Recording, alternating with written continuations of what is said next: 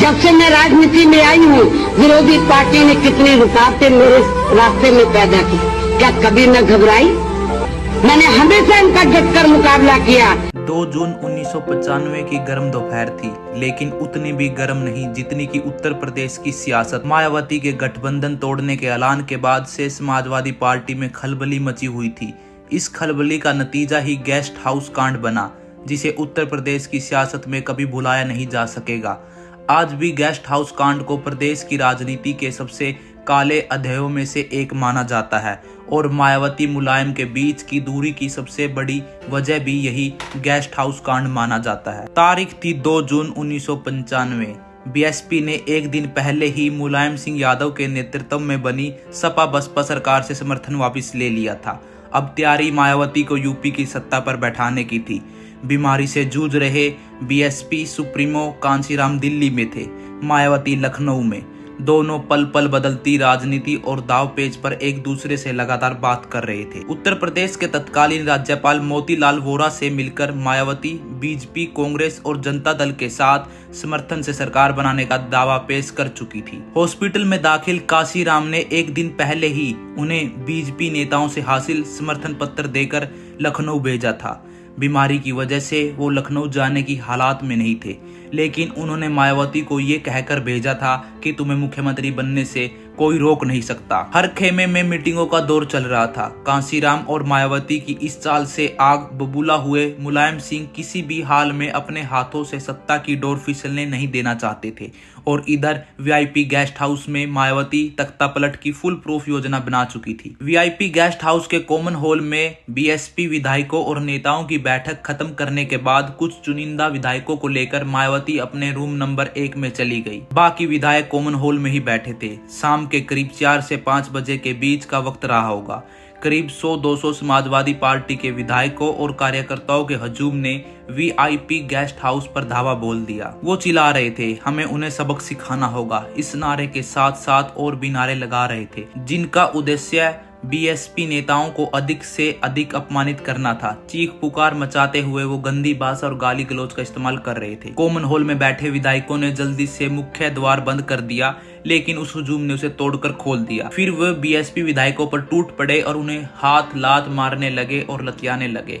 कम से कम 5 बीएसपी विधायकों को घसीटते हुए जबरदस्ती वीआईपी गेस्ट हाउस से बाहर ले जाकर गाड़ियों में डाला गया और उन्हें मुख्यमंत्री आवास ले जाया गया। उन 5 विधायकों को राज बहादुर के नेतृत्व में बीएसपी विद्रोही गुट में शामिल होने के लिए और मुलायम सरकार को समर्थन देने वाले पत्र पर दस्तखत करने को कहा गया।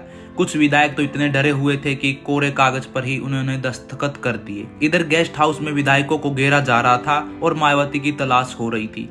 तभी कुछ विधायक दौड़ते हुए मायावती के रूम में आए और नीचे चल रहे उत्पात की जानकारी दी। बाहर से भागकर आए विधायक आर.के. चौधरी और उनके गार्ड के कहने पर भीतर से दरवाजा बंद कर लिया गया। तभी समाजवादी पार्टी के कार्यकर्ताओं का हजूम गलियारे में घुसा और मायावती के कमरे का दरवाजा पीटने लगा। दरवाजा पीटने वाली भीड़ लगातार मायावती के लिए गंदे शब्दों का प्रयोग कर रही थी, गालियां दे रही थी। कमरे के भीतर सभी सहमे हुए थे कि पता नहीं क्या होने वाला है। इसी दौरान हसरतगंज के एसएचओ विजय भूषण और दूसरे एसएचओ सुभाष सिंह बघेल कुछ सिपाहियों के साथ वहां पहुंचे। इस बीच गेस्ट हाउस की बिजली और पानी की सप्लाई भी काट दी गई थी।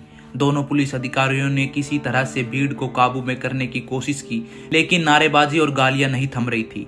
थोड़ी देर बाद जब जिला मजिस्ट्रेट वहां पहुंचे तो उन्होंने पुलिस को किसी भी तरह से हंगामे को रोकने और मायावती को सुरक्षा प्रदान करने के निर्देश दिए। इसी बीच केंद्र सरकार, राज्यपाल और भाजपा के नेता सक्रिय हो चुके थे। इसका ही असर था कि भारी तादाद में पुलिस बल को वहां भेजना पड़ा। डीएम ने मोर्चा संभाला और मायावती के खिलाफ नारे लगा रहे और गाली दे रही भीड़ को वहां से बाहर किया। डीएम ने तब जाकर वहां स्थिति पर काबू पाया। मायावती के कमरे के बाहर वो खुद डटे रहे जब तक खतरा टल नहीं गया। फिर काफी देर बाद भरोसा दिलाने के बाद कि अब कोई खतरा नहीं, तब मायावती के कमरे का दरवाजा खुला। वहां से बाहर निकली मायावती और उनके करीबी विधायकों के चेहरे पर दहशत साफ झलक रही थी। जिला मजिस्ट्रेट मौके पर ना पहुंचे होते और इस तेवर के साथ उन्होंने समाजवादी पार्टी के नेता और कार्यकर्ताओं को ना हटाया होता तो पता नहीं उस शाम वहां क्या हो जाता। मायावती तो उस रात सुरक्षित बच गई, लेकिन अपनी ड्यूटी निभाने की सजा जिला मजिस्ट्रेट को मिली। रात को ही उनका तबादला कर दिया गया। मुलायम सिंह यादव की सारी तिगड़म और साजिशें नाकाम हुई। अगले ही दिन 3 जून 1995 को मायावती ने यूपी के सीएम पद की शपथ ली। मुलायम सिंह यूपी की सत्ता से बेदखल हुए और यूपी की राजनीति में मायावती एक दबंग महिला के तौर पर स्थापित हुई। इस घटना को गेस्ट हाउस कांड के नाम से जाना जाता है। ये अलग बात है कि मुलायम को गिराकर सत्ता पर काबिज हुई मायावती और भाजपा का रिश्ता भी महज 5 महीने में ही टूट गया। बसपा और भाजपा के तार 3 बार जुड़े और तीनों बार अप्रत्याशित ढंग से टूटे। एक दूसरे को बेआबरू करके दोनों दल हर बार अलग हुए। अब आपके जहन में ये सवाल उठ रहा होगा कि उस वक्त पुलिस क्या कर रही थी। पुलिस और प्रशासन का रवैया भी सवालों के घेरे में था। इस पूरे हंगामे के दौरान पुलिस पर मुख्य दर्शक बने रहने के आरोप भी लगते हैं। हालांकि कहा जाता है कि कई अधिकारियों की मदद से मायावती को बचाया जा सका। आप सोच सकते हैं वो दौर जब गेस्ट हाउस में एक पार्टी की सर्वोच्च नेता ही सुरक्षित नहीं रह पाई थी।